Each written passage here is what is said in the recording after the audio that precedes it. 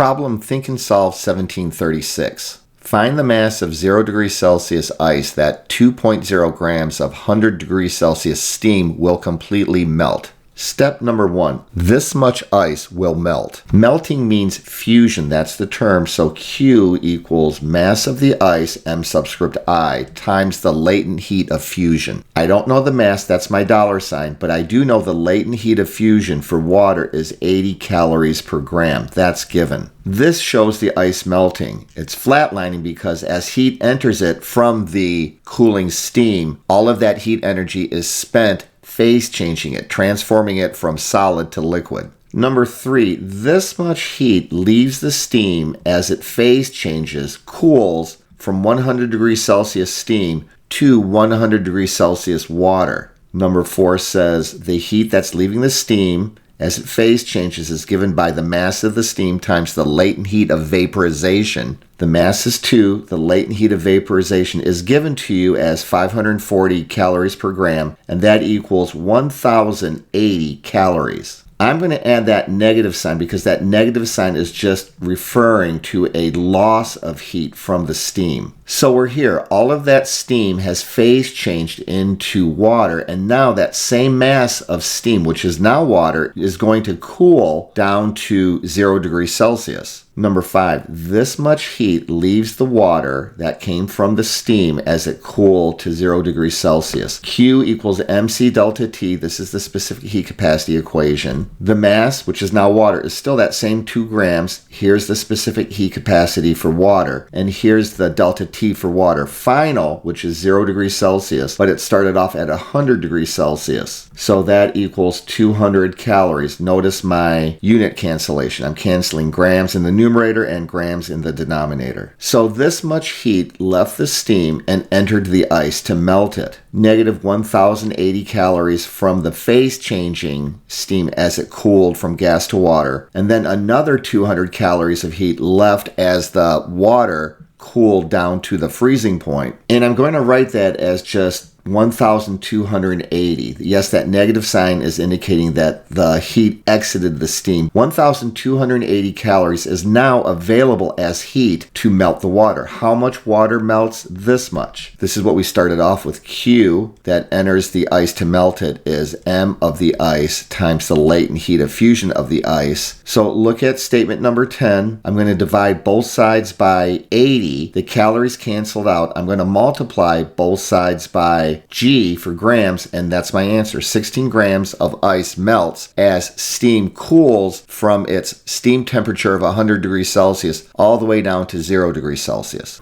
One more quick recap. This much steam is cooling, giving up a bunch of heat that's available to melt some ice, and then that melted steam, which is now water, cools, giving up some more heat that's available to melt some ice. How much ice melted? This much. This much ice melted, and this is where we started out. This much ice melted as a result of the heat coming from the cooling steam.